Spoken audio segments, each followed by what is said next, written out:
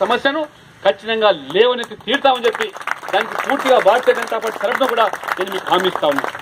మీరు చెప్పారు నిజంగా ఇవాళ ఆసుపత్రుల్లో ఇవాళ రోగుల దీనావస్థలో ఉన్నటువంటి వాళ్ళ సేవలు ఇవాళ నర్సులు చేసేటువంటి సేవలు ఎంత చెప్పినా తక్కువనే, ఎంత కొనియాడినా ఇవాళ తక్కువనే.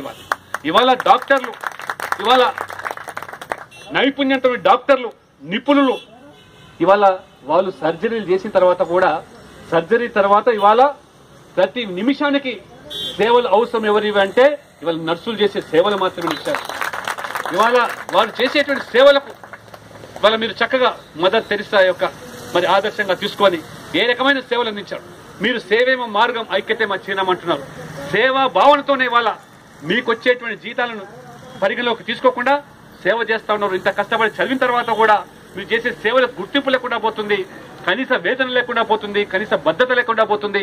చదువుకున్నటువంటి ఈ నర్సింగ్ లో చదువుకున్న వాళ్ళందరూ కూడా ఇంకా నిరుద్యోగులుగా వేలాది మంది కొనసాగుతున్నారంటే ఈ ప్రభుత్వం ఒకసారి ఆలోచన చేయాలి. ప్రభుత్వ ఆసుపత్రులు ఎన్ని ఉన్నాయి ఇవాళ తెలంగాణ రాష్ట్రంలో? ఈ ప్రభుత్వ ఆసుపత్రిలో ఉన్నటువంటి ఇవాళ ఉన్నటువంటి బెడ్ల సంఖ్య ఎంత? ఆ బెడ్ల సంఖ్యకు అనుగుణంగా నర్సుల సంఖ్య మీరు విధిగా మీరు పాటిస్తున్నారా లేదా? ఇవాళ national health machine guide lines ప్రకారంగా నాకు తెలిసినటువంటి సమాచారం మేరకు ఇవాళ జనరల్ వార్డులో కానివ్వండి, లేదా పోస్ట్ ఆపరేటివ్ వార్డులో కానివ్వండి, లేదా ఐసీయూలో కానివ్వండి, మేము ఇటీవల కాలంలో ఎమ్మెల్యేలందరం కూడా గాంధీ హాస్పిటల్ వెళ్లి అక్కడ పరిశీలించినప్పుడు అధ్వానమైన పరిస్థితి అక్కడ. మరి ఏ యొక్క స్వైన్ ఫ్లూ రోగులైతే ఈ ఐసీయూలు ఉండాలనో కనీసమైనటువంటి సదుపాయాలు లేవు, కనీసమైనటువంటి వెంటిలేటర్స్ లేవు అక్కడ. అటువంటి అధ్వానమైన పరిస్థితుల్లో అటువంటి ఐసీయూ లాంటి ప్రాంతంలో ప్రతి బెడ్ కూడా 2 నర్సులు అవసరం అని చెప్పి విషయాన్ని స్వయంగా సూపరింటెండెంట్ చెప్తా ఉన్నారు. ఐసీయూలోనే ఒక బెడ్కి 2 నర్సులు అవసరమైతే మిగతా వార్డుల్లో ఎన్ని బెడ్లకు ఎంతమంది నర్సులు అవసరమో. కానీ ఇవాళ ఈ లెక్కలు ప్రభుత్వానికి చేసేదానికి ఆస్కారం లేదా?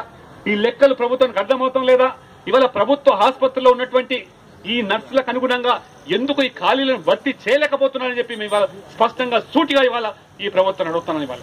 ఎందుకంటే ఇవాళ పేద ప్రజల ప్రాణాలు, వాళ్ళ యొక్క జీవితాలు ఇవాళ పేద ప్రజలందరూ కూడా ఈ ప్రభుత్వ ఆసుపత్రుల్లో చేసేటువంటి వాళ్లకు ఇవాళ ఆ దిక్కు అంతా కూడా ప్రభుత్వ ఆసుపత్రులు అయితే ఇన్ని ఖాళీలు ఉంటే ఎందుకు భర్తీ చేయలేకపోతున్నారు?